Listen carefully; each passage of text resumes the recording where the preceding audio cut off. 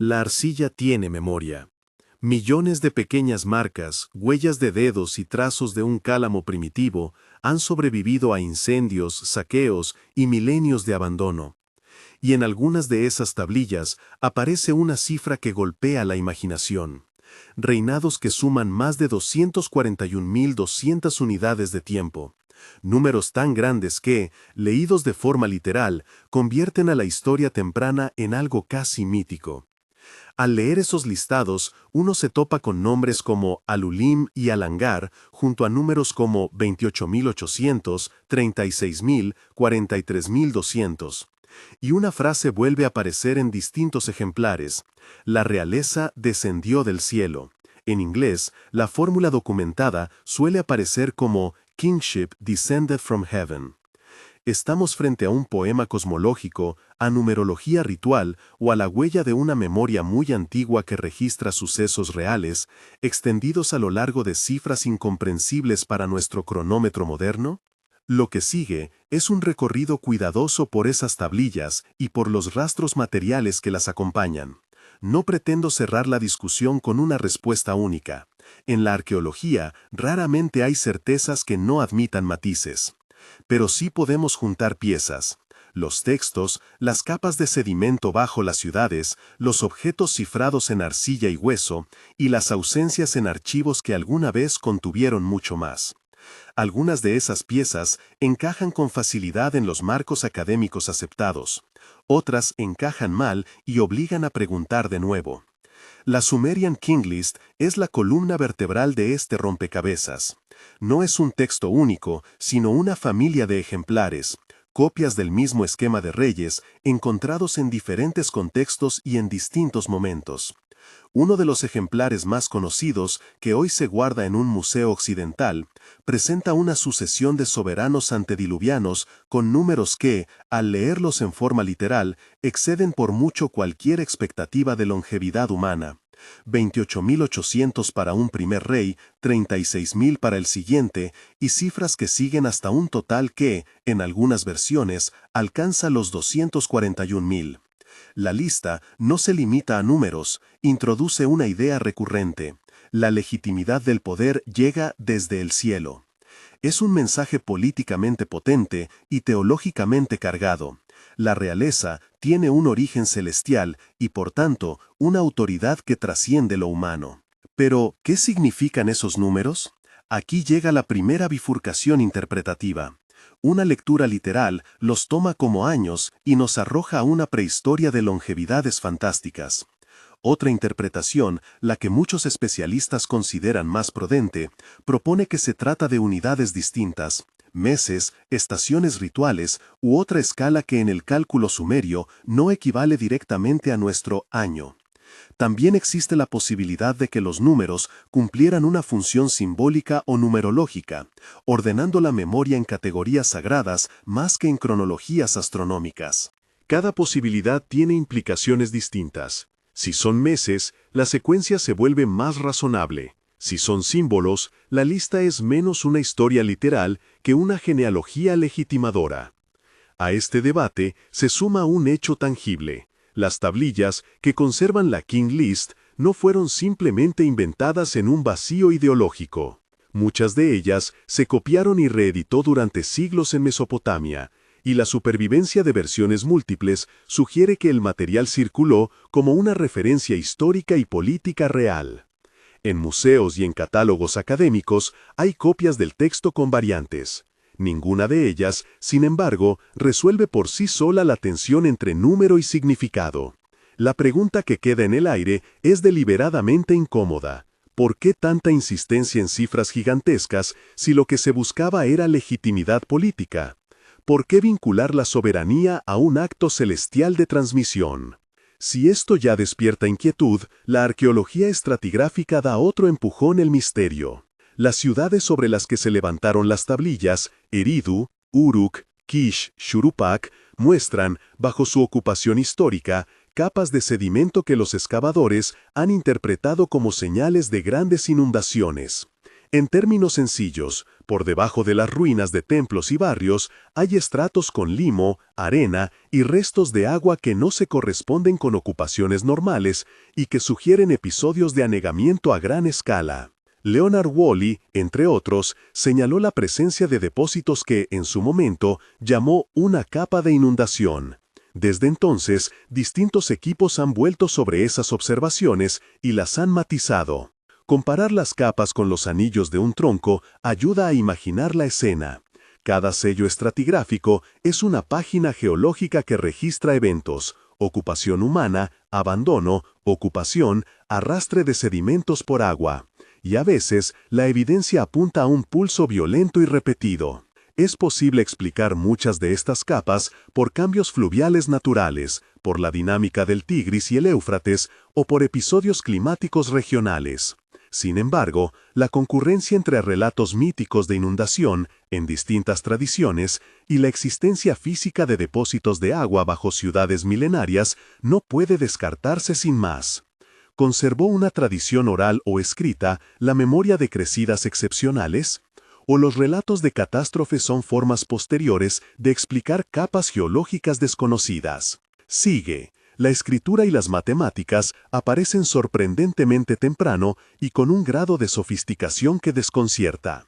En los estratos de Uruk, por ejemplo, las primeras formas de escritura sirven para la contabilidad, listados de raciones, medidas y contenedores. Pero muy pronto, las tabletas comienzan a registrar cálculos y razones que muestran dominio de un sistema sexagesimal, base 60, que subyace hasta hoy en la forma en que dividimos el tiempo y los ángulos. El salto, en términos culturales, no parece gradual o ingenuo. Emergen fórmulas administrativas complejas, sistemas numéricos y, posteriormente, observaciones astronómicas que alcanzan niveles de precisión inesperados. Aquí aparece otro conjunto de tablas que suelen mencionarse en conversaciones sobre conocimientos antiguos. Las tablillas astronómicas, Mul-Apin, Enuma Anu Enlil, y las llamadas Venus Tablets en versiones más tardías, contienen listas, anotaciones y cálculos sobre movimientos planetarios. Es importante precisar, muchas de estas compilaciones que nos han llegado son copias posteriores, y su tradición editorial pasó por siglos de transmisión. Aún así, en ellas hay un rastro de observación sistemática que sugiere que Mesopotamia no ignoró el cielo, registró ciclos, periodos y relaciones entre cuerpos celestes. Los textos mismos a veces remiten a escritos antiguos, una fórmula que abre la posibilidad de que los observadores de periodos remotos heredaran una técnica o tradición anterior. ¿Fue esa práctica aprendida de una generación inmediata o llegó hasta ellos como un vestigio de conocimientos aún más remotos? Antes de seguir, un paréntesis breve y directo. Si esto te intriga, dale like y suscríbete para que podamos seguir explorando estos archivos y debates con calma. Tu apoyo también ayuda a rescatar fuentes y documentarlas con rigor. Volviendo al hilo, la cultura Ubaid, a menudo escrita Ubaid u Obeid en literatura, y las capas previas al florecimiento urbano aportan material que colorea este dilema. En los yacimientos asociados a la tradición Ubaid se encuentran figurinas con rasgos inusuales, cabezas relativamente alargadas, cuerpos estilizados, a veces representaciones que algunos lectores modernos han interpretado como no humanas. La tentación de leer esas formas como retratos de seres diferentes o incluso de supuestas criaturas reptilianas, como han propugnado corrientes populares, choca con interpretaciones más conservadoras, estilo artístico, convenciones estéticas o símbolos rituales. El problema es que las figurinas, en su repetición y variación, no siempre se ajustan a una lectura limpia y única. La presencia de alineamientos urbanos y templos orientados respecto a fenómenos celestes, por otro lado, nos obliga a pensar en sociedades con cosmologías que integraban cielo y arquitectura de forma deliberada. Hay otro fenómeno material que ha levantado curiosidad: vitrificación en estratos profundos, suelos o capas que muestran señales de haber sido expuestos a temperaturas extremadamente altas. Vitrificación, en términos simples, significa que minerales se fundieron hasta formar una masa vidriosa o semicristalina.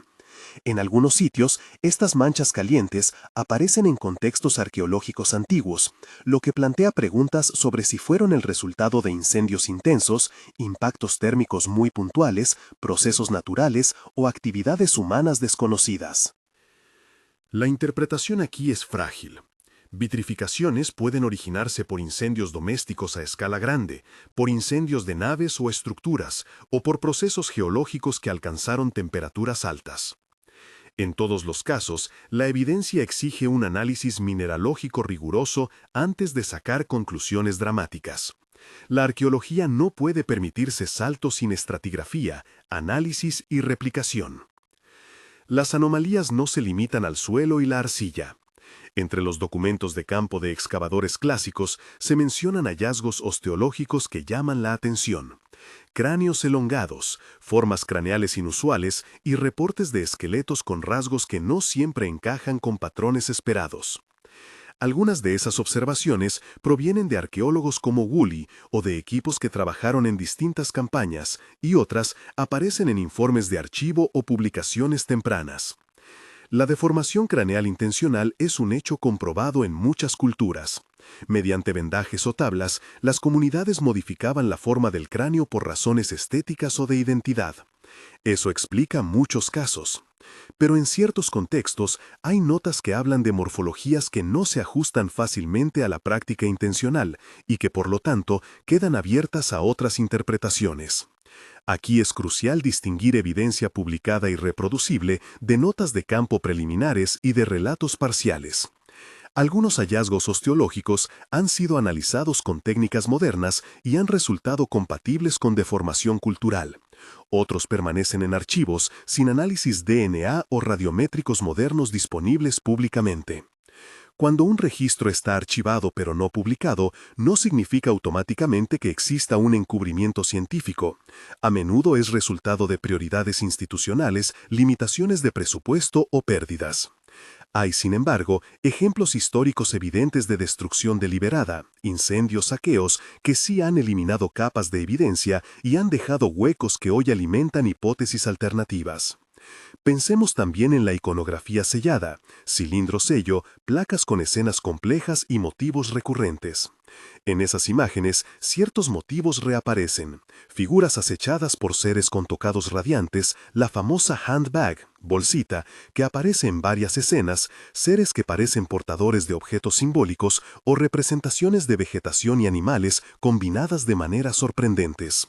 La interpretación iconográfica es un campo donde la prudencia es obligatoria. Un mismo sello puede ser leído como mito cosmológico, alegoría de un poder sacerdotal o como un registro simbólico de una tecnología perdida, y la elección entre estas lecturas depende tanto del contexto arqueológico como de la predisposición interpretativa del investigador. A medida que acumulamos piezas, un patrón se vuelve claro.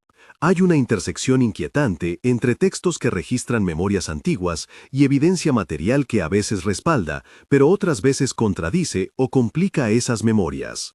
Las tablillas registran cifras enormes y una frase sobre la procedencia celestial de la realeza. Las capas estratigráficas muestran episodios de inundación y, en ocasiones, vitrificación. La escritura aparece con rapidez y sofisticación.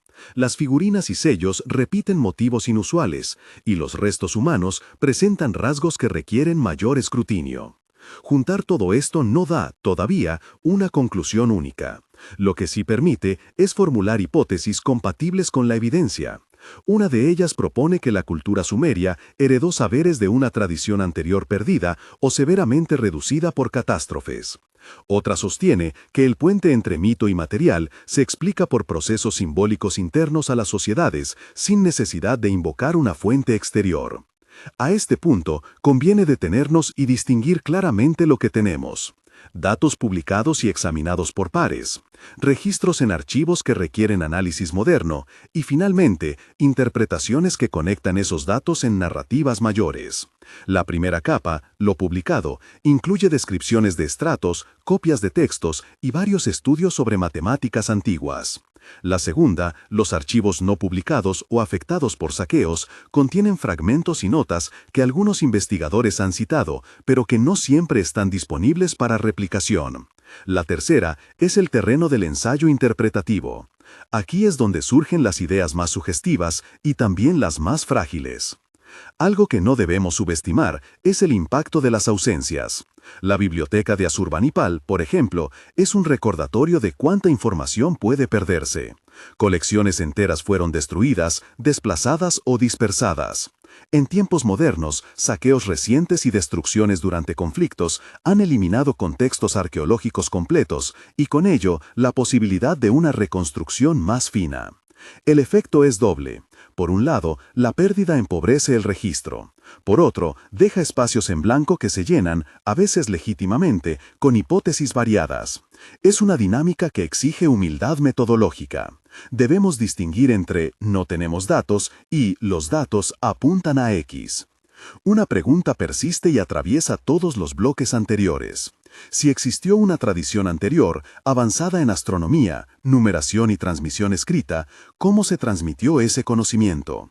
Los textos usan la noción de me o mi, elementos del orden social y de la tecnología que, según la literatura mesopotámica, otorgan a una comunidad su poder civilizatorio. La escritura, la ley, el ritual, la técnica. Los me no son instrumentos en sentido material, sino conjuntos de prerrogativas y saberes que legitiman la cultura.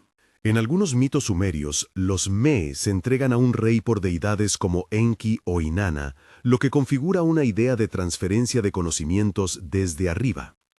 ¿Podría esa imagen mitológica simbolizar, a su vez, una memoria histórica de transferencia intergeneracional, ya sea entre pueblos humanos o entre centros de conocimiento diferentes? La pregunta no admite respuesta simple, pero vale la pena formularla. En la práctica arqueológica, los hallazgos astronómicos, tablas que registran el movimiento de Venus o relaciones planetarias, complican la imagen ingenua de sociedades sin ciencia. La precisión de ciertos ciclos, observados y copiados a lo largo de generaciones, indica no solo curiosidad, sino un método de registro persistente. No estamos, por tanto, ante opiniones aisladas de observadores. La continuidad sugiere una tradición de observación que pudo incluir técnicas y registros heredados. Los críticos responderán que muchas de las tablas astronómicas que hoy conocemos son copias posteriores y que la precisión puede ser producto de reelaboraciones. Es una objeción válida y por ello, cada afirmación debe ir acompañada de la evidencia de su cadena de transmisión, quién copió qué, cuándo y desde qué original. En este punto del relato, el lector se enfrenta a dos molestias simultáneas, la posibilidad de que existieran tradiciones muy antiguas que preservaron información notable y la falta de un registro completo que permita validar esa posibilidad.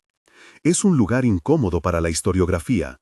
Suficiente materia para la especulación, pero también para la investigación rigurosa. ¿Qué tipo de pruebas adicionales necesitaríamos para inclinar la balanza hacia una explicación u otra?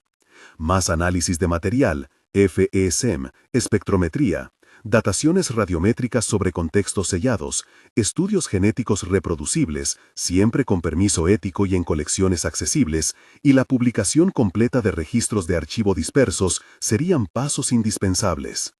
Y sin embargo, aun cuando la metodología exige cautela, hay momentos en los que la conjunción de ciertos elementos provoca una sensación de asombro que no se consigue con una pieza aislada.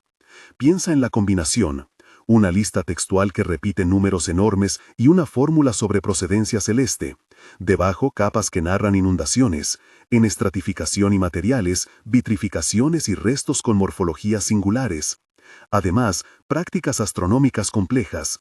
Juntar esto invita, legítimamente, a preguntarse si la Sumerian King List no es solo una genealogía mítica, sino también una memoria fragmentaria de un mundo anterior, parcialmente borrado y parcialmente heredado. Insisto, posible y sugiere son los términos precisos aquí. La hipótesis es poderosa, pero aún debe pasar por el tamiz de análisis reproducibles. En los próximos bloques de evidencia por explorar, hay piezas que aumentan la tensión.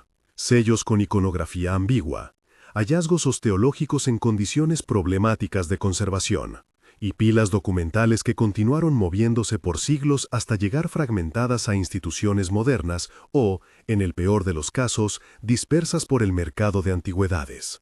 Este último punto, la dispersión por saqueo y comercio, no solo complica la reconstrucción, sino que además coloca barreras éticas y prácticas a la investigación. Sin contexto estratigráfico o sin acceso a piezas originales, es fácil tropezar con interpretaciones erróneas. La arcilla resiste en silencio, y en ese silencio hay una última nota inquietante. Muchas tablillas que hoy estudiamos contienen referencias a escritos antiguos o a prácticas heredadas. Es un gesto autorreferencial que, en la práctica, significa que los sumerios reconocían una memoria textual aún más remota. ¿Qué guardaban esas escrituras antiguas? ¿Eran listas, catálogos, cánones astronómicos o relatos rituales? Y si existieron archivos más antiguos, ¿qué pasó con ellos? Algunas respuestas vienen envueltas en tragedia, guerras, incendios, saqueos, decisiones de reedición. Otras respuestas permanecen en forma de hipótesis, destrucción por inundaciones catastróficas que arrastraron centros de conocimiento, o decadencia cultural que llevó a la pérdida de técnicas de registro. Hasta aquí hemos trazado un mapa de piezas, la King List con sus cifras enigmáticas y la frase sobre la procedencia celestial, las capas de inundación en ciudades fundacionales, la emergencia relativamente rápida de escritura y aritmética, tablillas astronómicas con cadenas de transmisión complejas, figuras y arquitectura con alineaciones celestes, vitrificación y restos óseos que merecen nuevo examen, y la fractura del archivo por saqueos y pérdidas.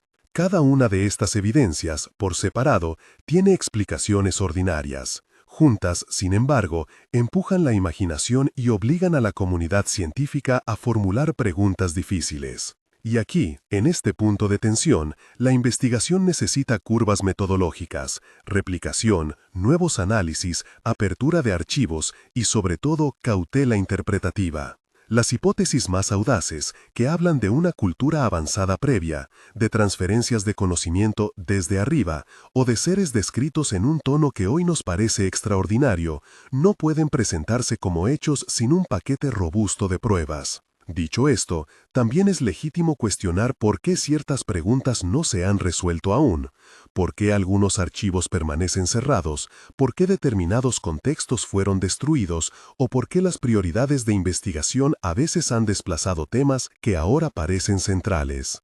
Al cerrar este tramo del relato dejo una imagen, una tablilla polvorienta sobre la palma de la mano, los números inscritos con caligrafía antigua, y la frase que repite la procedencia celestial de la realeza.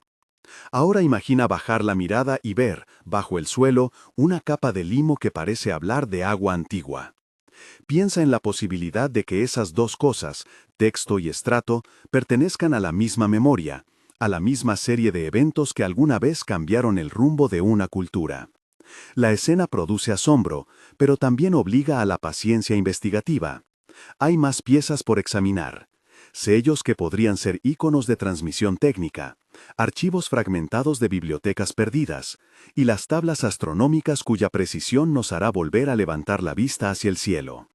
Antes de seguir, es preciso organizar metodologías claras y preparar las preguntas que permitirán a la arqueología moverse de la sugestión a la demostración. Si volvemos la mirada a los sellos cilíndricos y a las placas grabadas, se abre otro corredor de preguntas. Las escenas talladas en esos objetos son densa narración compacta, figuras en actitud ritual, personajes que portan instrumentos o recipientes, animales híbridos, árboles estilizados y, con frecuencia, la figura de alguien que parece ascender o descender entre bandas celestes. Entre los íconos recurrentes hay un motivo que ha llamado la atención de generaciones de estudiosos y del público popular. Una figura junto a un objeto en forma de bolsita o handbag, acompañada a veces por rayos o discos. ¿Qué nos dicen estos motivos? ¿Son alegorías de poder, símbolos rituales que abrevian un mito o registros estilizados de experiencias concretas? La iconografía mesopotámica se lee en clave simbólica. Un sello no es, por lo general, una fotografía de la realidad. Es un comprimido de códigos religiosos y políticos. Sin embargo, la repetición sistemática de ciertos motivos obliga a preguntarse por su significado social. Si un administrador en Uruk grababa con frecuencia escenas de un ser con tocado radiante, eso indica la existencia de un repertorio simbólico compartido. Ese repertorio puede remitir a dioses, Enki, Enlil y Nana, a rangos de sacerdocio o a narrativas fundacionales. Pero también puede conservar, de manera deformada o codificada, recuerdos de hechos extraordinarios que la comunidad no podía o no debía narrar en forma explícita. Antes de dejarse llevar por la fascinación, es crucial traer al frente los protocolos de interpretación. Un análisis riguroso exige contextualizar cada sello, el estrato donde apareció, la asociación con edificios o enterramientos, el repertorio contemporáneo de signos y la comparación tipológica con otros objetos de la misma cronología.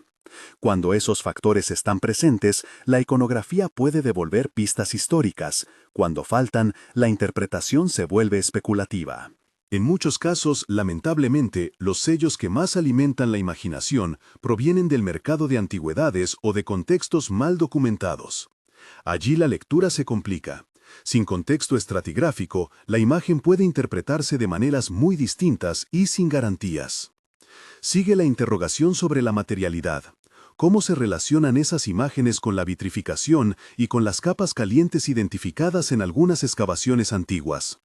En algunos reportes de campo se describen manchas vidriosas, matrices de arena parcialmente fundida o bolsones con minerales recristalizados. A primera vista, esa evidencia sugiere temperaturas que exceden las de un incendio doméstico normal. Pero la mineralogía es la jueza. El análisis petrográfico y la espectrometría, por ejemplo, XRF, fluorescencia de rayos X, y FESEM, microscopía electrónica de alta resolución, pueden distinguir si el vitrificado provino de combustión de grandes cantidades de material orgánico, de un impacto meteórico, de procesos geotérmicos o de una actividad humana muy intensa. Hasta que no exista una cadena de análisis replicables y publicados, cualquier afirmación drástica sobre armas antiguas o explosiones térmicas singulares cae en el terreno de la conjetura. La osteología añade otro matiz incómodo. Los informes de campo de excavadores clásicos mencionan formas craneales inusuales. En algunos casos, la descripción se remite a cráneos supuestamente alargados. En otros, a proporciones consideradas atípicas. Hay, de entrada, una explicación antropológica comprobada: la deformación craneana intencional practicada mediante vendas, tablillas o soporte durante la infancia, con fines de distinción social o estética. Esa práctica explica muchas formas elongadas alrededor del mundo y también en la región mesopotámica y sus periferias. Cuando los análisis modernos se aplican, la mayoría de esos cráneos terminan siendo ejemplos de modificación cultural. Aún así, quedan reportes con descripciones que no encajan limpiamente en esa categoría y que requieren análisis métricos, tomográficos y, cuando es ético y posible, estudios de ADN antiguo para aclarar linajes o mezclas poblacionales.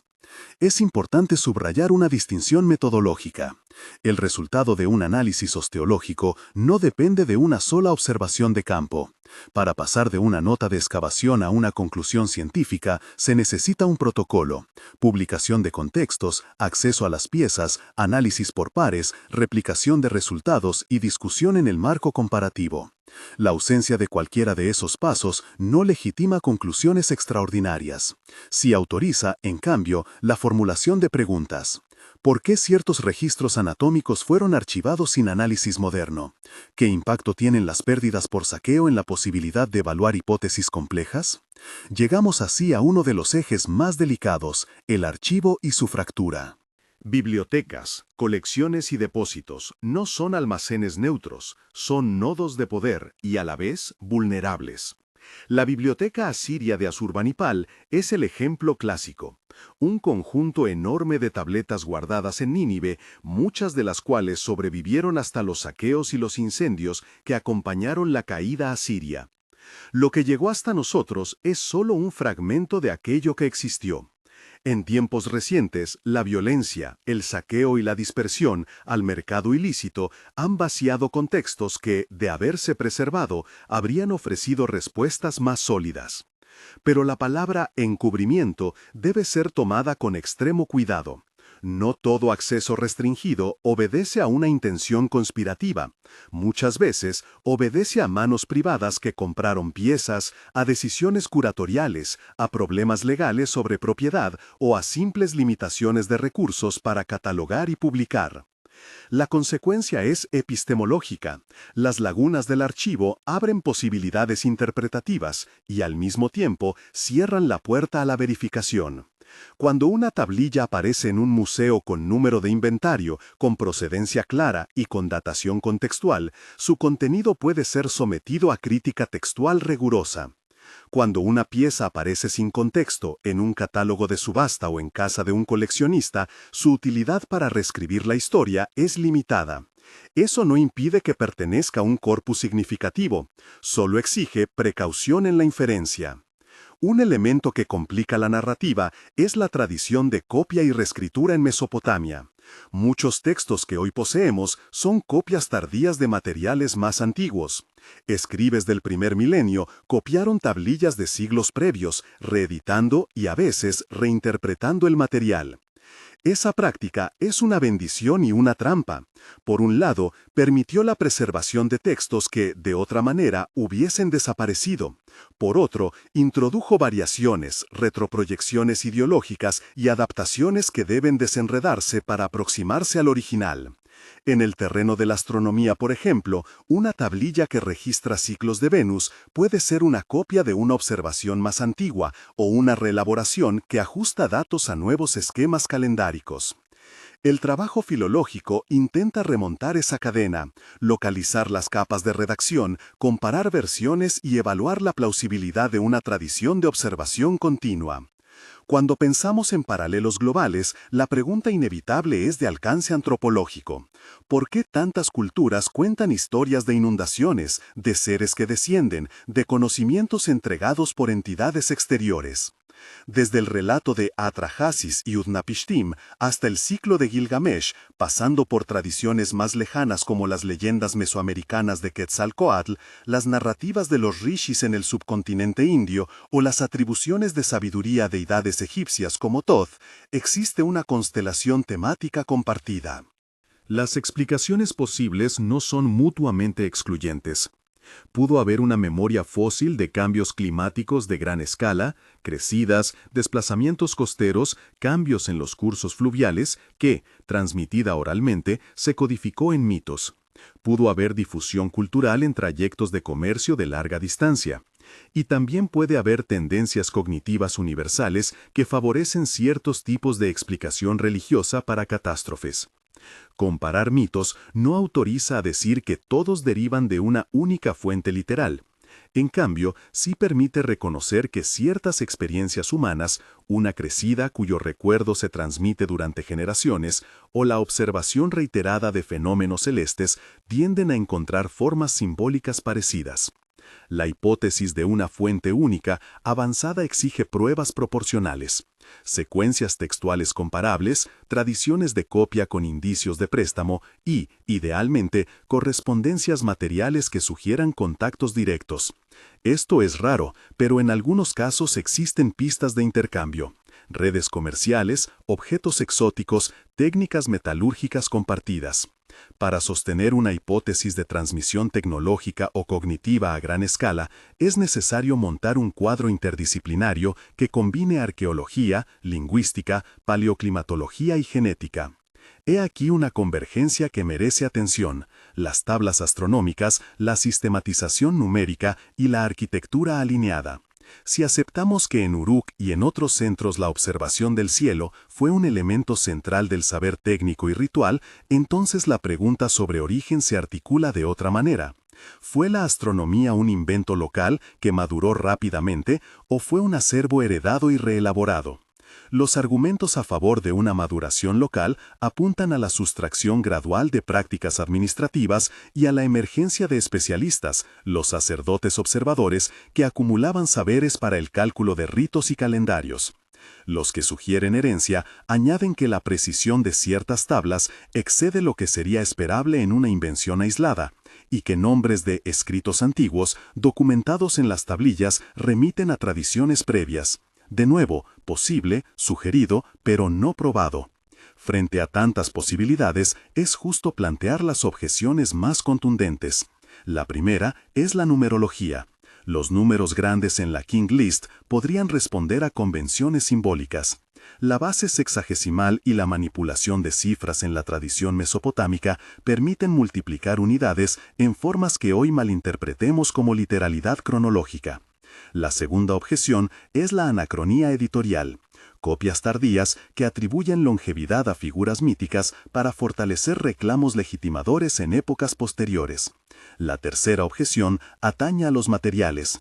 Vitrificaciones y restos inusuales pueden explicarse por procesos naturales o prácticas humanas intensas, pero no necesariamente por tecnologías o eventos fuera del espectro conocido.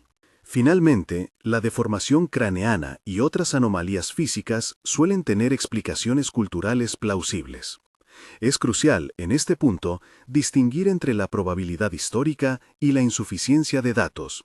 Aun si las explicaciones convencionales resuelven muchas observaciones, no borran la necesidad de investigar contextos incompletos. La ciencia progresa a veces desmontando su propia ignorancia. Preguntas hoy insolubles se convierten mañana en hipótesis examinables gracias a nuevas técnicas. En ese sentido, la hipótesis de una tradición anterior avanzada no es una afirmación extraordinaria sin valor, es una línea de investigación que requiere pruebas extraordinarias para confirmar o refutarla. ¿Qué tipo de pruebas moverían el debate hacia una conclusión más firme? Primero, dataciones robustas en contextos sellados que conecten las evidencias textuales con capas estratigráficas específicas. Segundo, análisis mineralógicos reproducibles que expliquen la vitrificación en términos claros, combustiones antropogénicas, impacto meteorítico, procesos volcánicos locales, con modelos termodinámicos que correlacionen temperatura y composición. Tercero, estudios osteológicos completos con métricas, tomografías y, en casos viables, análisis paleogenéticos que sitúen poblaciones en trayectorias demográficas coherentes. Cuarto, crítica filológica de las cadenas de copia para determinar qué porciones textuales son más antiguas y cuáles son reediciones laterales. Quinto, apertura y catalogación de archivos para que piezas hoy inaccesibles sean evaluadas por la comunidad internacional con estándares éticos y legales claros. Piensa por un momento en cómo cambiaría la discusión una sola pieza bien documentada. Una tablilla que pueda fecharse con seguridad en un contexto sellado, que además conserve notaciones que coincidan con restos astronómicos datables independientemente, una conjunción celeste, un eclipse, un ciclo de Venus, y que guarde una referencia explícita a una tradición anterior. Ese tipo de evidencia no probaría por sí sola una civilización anterior, ni justificaría lecturas sensacionalistas, pero proporcionaría una base tangible para reconstruir procesos de transmisión cultural a larga escala. Aún falta hablar de otro factor que muchas veces se ignora, la política de la memoria. Las élites que compilan listas de reyes, que ordenan tablillas y que deciden qué textos copiar o quemar, participan en la construcción de una narrativa mítica con efectos prácticos. La retórica de la procedencia celestial legitima a un gobernante. Las tablas astronómicas ordenan el tiempo de siembra y ritual. Los sellos codifican afiliaciones. Reconocer la dimensión ideológica no invalida el valor histórico de los textos, solo exige cautela sobre las motivaciones de su preservación. En ese sentido, no es inconcebible que una tradición oral o escrita que transmitía cierta información técnica fuese envuelta en un lenguaje mítico para hacerla compatible con una cosmovisión teológica. Volvamos por un momento a la imagen que acuñamos antes, la tablilla apagada por el polvo en la palma de la mano, la frase sobre la realeza descendida del cielo, la capa de limo bajo los dedos. Es una imagen potente porque articula texto y suelo, memoria y sedimentación. Pero el relato que proponemos no puede quedarse en la estampa emotiva, necesita pasar por la forja de la evidencia. Esa forja pide tiempo, financiación, voluntad institucional para abrir archivos y protocolos éticos que eviten la explotación de restos humanos o la legitimación de colecciones ilícitas. Hay, sin embargo, un motivo ético adicional. La historia que reconstruimos no pertenece solo a los académicos. Las comunidades contemporáneas de la región, herederas directas de aquellas tradiciones, tienen derecho a participar, a conocer y a decidir sobre el destino de su patrimonio. La investigación responsable incorpora colaboración local, transparencia y la reparación frente a saqueos históricos. En ese marco, la pregunta por verdades prohibidas pierde su carga conspirativa y se convierte en la pregunta legítima de quién controla la memoria y cómo se reconstruye. Cuando miramos hacia el futuro de esta investigación, emergen oportunidades tecnológicas que hoy son promesa y mañana serán rutina. Métodos no invasivos para estudiar sellos y tabrillas, técnicas de escaneo 3D para reconstruir fragmentos, análisis isotópico de sedimentos para modelar paleoambientes, modelos de clima histórico que correlacionen sedimentaciones con eventos de precipitación extrema y protocolos de paleogenómica respetuosos con la ética. Juntando esas herramientas con la crítica filológica y con la disciplina de la arqueología estratigráfica, podremos avanzar desde la sospecha hacia conclusiones sustentadas. Permíteme cerrar con una imagen que recupere el tono de asombro y cautela que ha guiado este recorrido. Imagino una mesa de trabajo. A un lado, una mano sostiene una tablilla con cifras que parecen imposibles. Al otro, un laboratorio analiza la cristalinidad de un fragmento de suelo vitrificado. En el centro, un equipo interdisciplinario coteja las observaciones con textos copiados siglos después. No hay un solo actor heroico, ni una verdad única. Hay una red de evidencias que, ensambladas con rigor, pueden transformar un mito en historia o confirmar que la mejor lectura es simbólica y ritual. La hipótesis que hemos explorado, la de una tradición anterior que transmitió saberes técnicos y rituales a la Sumeria histórica, sigue siendo hoy eso. Una hipótesis compatible con ciertas piezas del rompecabezas, plausible en algunos escenarios y desmentible en otros. Lo responsable es no cerrar el debate con pronunciamientos rotundos, sino abrir vías de verificación y arrojar luz sobre los archivos dispersos. Si las tablillas contienen referencias a escritos antiguos, no se trata de perseguir títulos sensacionales, sino de entender procesos de memoria, pérdida y transmisión que forman parte de la condición humana. Queda una última pregunta, la que nos llevó al principio. Si las tablillas recuerdan otra humanidad o una fase profundamente distinta de la propia, ¿qué nos resta por encontrar? La respuesta es, en buena medida, operativa. Nos resta ordenar las colecciones, publicar los catálogos, aplicar tecnologías que antes no existían y articular investigación con ética y con las comunidades locales. Nos resta también resistir la tentación de leer en la arcilla lo que nuestra imaginación desea encontrar. Si esta exploración te ha dejado con preguntas, con escepticismo o con curiosidad, te invito a comentarlo abajo. Comparte qué evidencia te parece más convincente y cuál te resulta más frágil.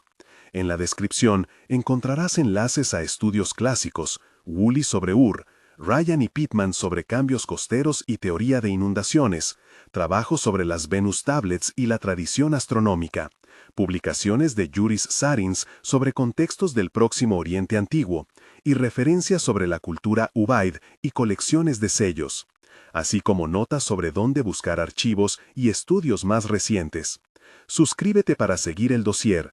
Hay muchas tabletas, muchos suelos y muchas preguntas que todavía exigen una respuesta crítica y bien documentada.